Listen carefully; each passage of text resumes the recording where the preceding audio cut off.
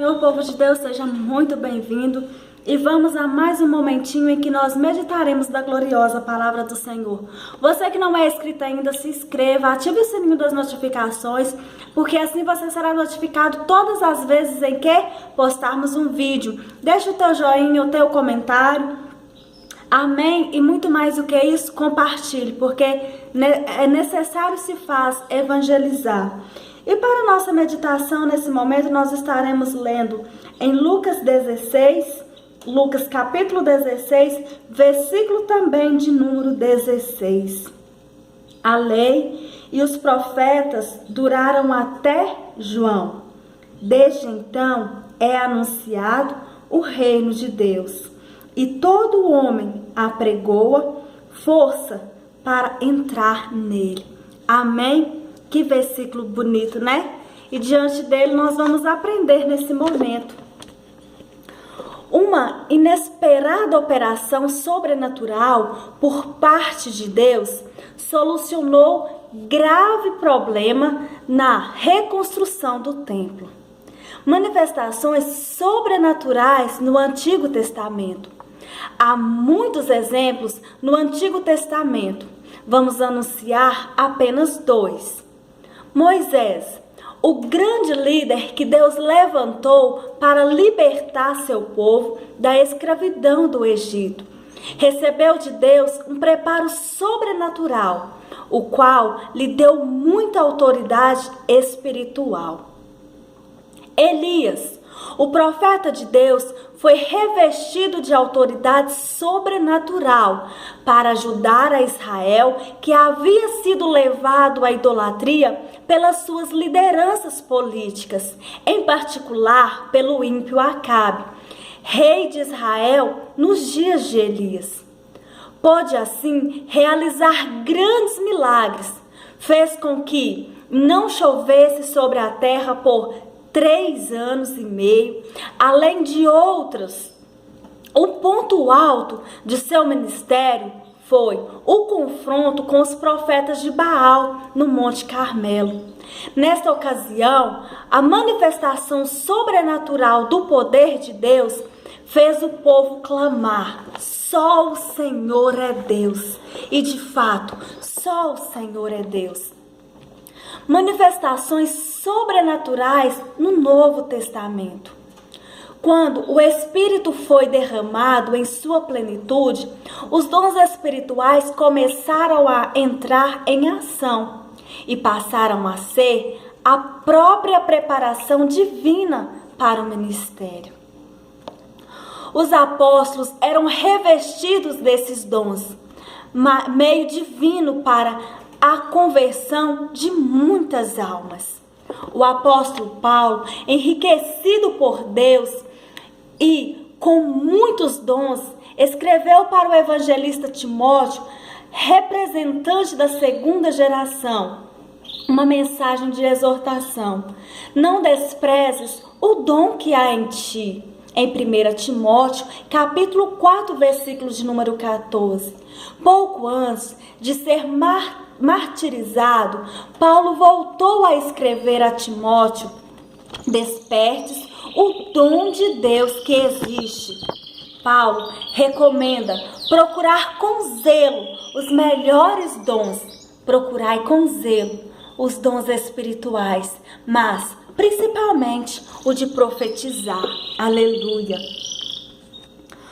O ministério de profeta à luz da Bíblia. Vamos entender. O profeta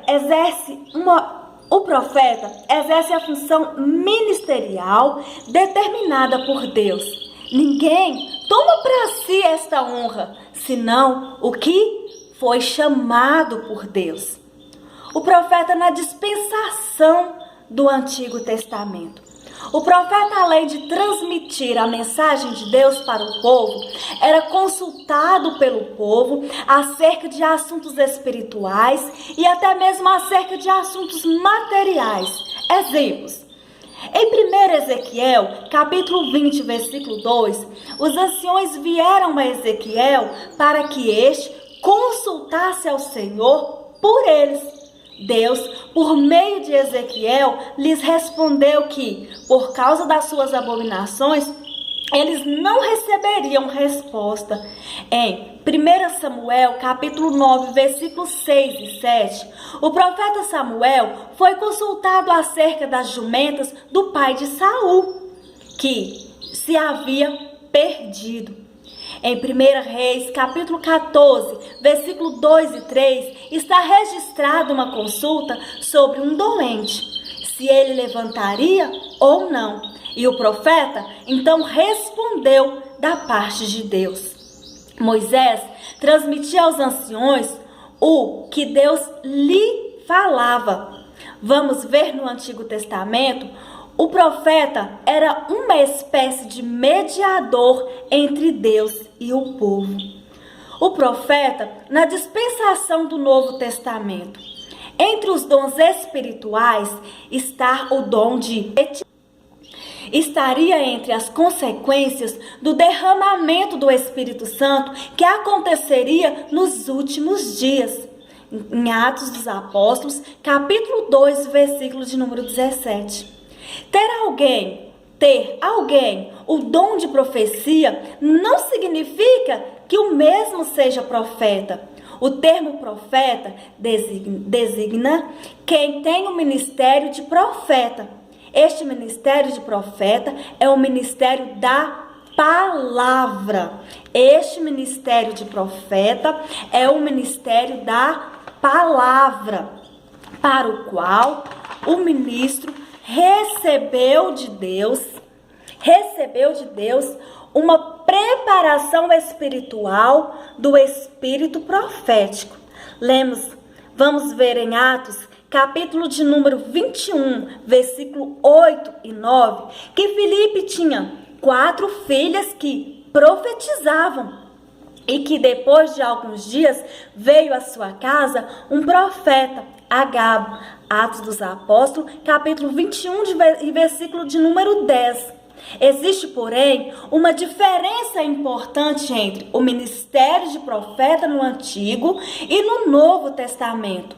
No Antigo, os profetas eram consultados pelo povo e transmitiam-lhe a resposta de Deus. Mas a Bíblia diz: a lei e os profetas duraram até João. Foi o que lemos em Lucas capítulo 16. E desde então é anunciado o reino de Deus.